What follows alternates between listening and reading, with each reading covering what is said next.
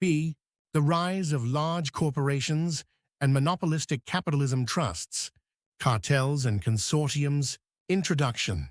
The rise of large corporations and monopolistic capitalism marks one of the most transformative developments in the history of global capitalism. This evolution was characterized by the emergence of powerful business entities trusts, cartels and consortiums that sought to consolidate capital, control markets, and eliminate competition. From the late 19th century through the early 20th century, these corporate structures reshaped economic landscapes, influenced political institutions, and redefined labor relations.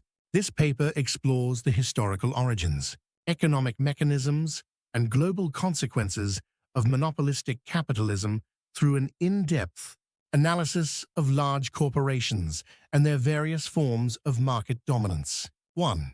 Historical context and the origins of large corporations.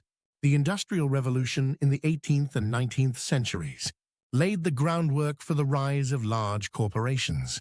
As industrial technology advanced, especially in steel, railroads, oil, and finance, entrepreneurs and investors began organizing enterprises on an unprecedented scale.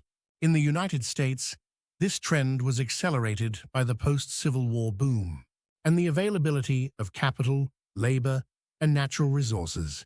Innovations in transportation and communication, such as railroads and telegraphs, also facilitated the expansion of markets beyond local or regional boundaries. Corporate growth was further propelled by new legal frameworks. The development of limited liability laws allowed investors to risk capital without incurring personal financial ruin. The creation of modern stock exchanges and investment banks also enabled the accumulation of vast amounts of capital necessary for large-scale industrial projects. As corporations grew, they developed complex managerial hierarchies to oversee vast operations, giving rise to what Alfred Chandler called the visible hand of management. 2. The rise of trusts, eliminating competition. A hallmark of monopolistic capitalism in the late 19th century was the emergence of trusts, particularly in the United States. A trust was a legal arrangement whereby shareholders of competing firms transferred their shares to a single board of trustees in exchange for trust certificates. This enabled a few powerful individuals to control entire sectors of the economy. The most notorious example was Standard Oil, founded by John D. Rockefeller. Through a combination of horizontal integration, buying out competitors, and vertical integration, controlling the supply chain, Standard Oil dominated over 90% of the American oil refining industry by the 1880s. Similarly, trusts emerged in steel U.S., steel, railroads, tobacco, and sugar. Trusts often engaged in anti-competitive practices, such as price fixing, predatory pricing, and the creation of barriers to entry. These monopolistic behaviors alarmed the public and led to growing calls for government regulation. The Sherman Antitrust Act of 1890 in the United States was the first federal attempt to outlaw monopolistic practices, although enforcement was initially weak. 3. Cartels and market cooperation in Europe. In contrast to the American model of trusts, European industrialists often formed cartels, which were agreements among independent firms in the same industry to control production, pricing, and market shares without merging ownership. Cartels allowed firms to coordinate actions while maintaining formal independence. Germany was especially known for its cartels. During the late 19th and early 20th centuries, the Rheinisch-Westfälisches Kohlensyndikat, Rhine-Westphalian Coal Syndicate, for example, regulated coal production and prices among its members. These cartels were often legally sanctioned or tolerated by European governments, which viewed them as instruments of national economic strength and stability. While cartels limited competition, they also introduced market predictability and avoided the destructive price wars common in unregulated capitalism. However, they also suppressed innovation and maintained high prices for consumers. 4. Financial capitalism and consortiums. As industrial capitalism matured, it became increasingly intertwined with the financial sector, giving rise to financial capitalism. In this context, consortiums alliances of banks, industrial firms, and investment groups played a key role in financing and managing large-scale enterprises, especially in infrastructure, mining, and heavy industry. In countries like Germany and Japan, universal banks, such as Deutsche Bank and the Mitsubishi Group, held significant stakes in industrial firms, influencing corporate strategy and investment decisions. These financial industrial alliances formed the basis of the Zaibatsu in Japan and the Konzern in Germany, interlinked corporate groups with vast economic and political power. In the United States, figures like J.P. Morgan epitomized the power of finance capital.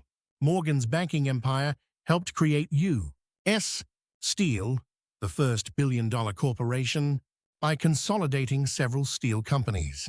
These actions reflected a trend toward consolidation, not only within industries, but across industries, creating conglomerates that spanned multiple sectors of the economy. 5. Social and political implications. The rise of large corporations and monopolistic capitalism had profound social and political consequences. Labor unions and socialist movements emerged in opposition to the exploitation and inequality fostered by monopolistic practices. Workers protested long hours, low wages, and unsafe working conditions, leading to strikes and the formation of organized labor. Governments responded in various ways. In the United States, the Progressive Era, 1890s, 1920s, saw increased regulatory oversight through agencies like the Interstate Commerce Commission, ICC, and the Federal Trade Commission, FTC. Antitrust enforcement grew stronger with the Clayton Antitrust Act, 1914, and landmark court decisions breaking up monopolies, such as the dissolution of Standard Oil in 1911. In Europe, particularly in Germany and Austria, the state took a more cooperative role, sometimes even encouraging cartels as a means of achieving economic planning and national goals. The relationship between business and government laid the groundwork for the corporatist economic models of the 20th century. 6. Global spread and colonial dimensions. Monopolistic capitalism was not confined to industrialized nations. It also influenced the economic structures of colonial empires. European powers granted exclusive rights to corporations to exploit colonial resources, as seen with the British East India Company or the Congo Free State under King Leopold II of Belgium. These entities operated as private monopolies with quasi-governmental powers, extracting wealth and labor from colonized populations. Multinational cartels and consortiums also extended their reach globally. The early 20th century saw international agreements in chemicals such as IG Farben and shipping, like the International Mercantile Marine Company, which divided world markets and coordinated strategies across borders. These global monopolies contributed to the uneven development of the world economy, concentrating wealth in the hands of a few industrial powers, while marginalizing peripheral regions. 7. Decline and transformation in the 20th century. The Great Depression and the two world wars challenged the dominance of monopolistic capitalism. Economic crises exposed the fragility of unregulated corporate power, leading to stronger government interventions, nationalizations, and the rise of Keynesian economics. After World War II, antitrust laws were strengthened, and international institutions like the GATT, General Agreement on Tariffs and Trade, and later the WTO promoted fair competition. However, large multinational corporations continued to dominate global trade and investment. In the late 20th and early 21st centuries, monopolistic capitalism evolved into new forms: tech monopolies, platform capitalism, and global supply chain dominance. Companies like Amazon, Google, and Apple mirror the influence of earlier trusts, but operate in digital and intangible domains, raising fresh concerns about data control, algorithmic governance, and transnational regulatory gaps.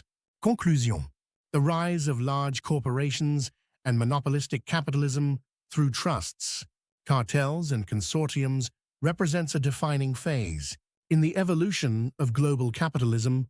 While these structures enabled economic growth, innovation, and industrial expansion, they also concentrated power, limited competition, and exacerbated social inequalities. Their legacy continues to shape contemporary debates about corporate regulation, globalization, and economic justice. Understanding this history is essential for evaluating the role of large corporations in today's economy and crafting policies that balance innovation with accountability and efficiency with equity.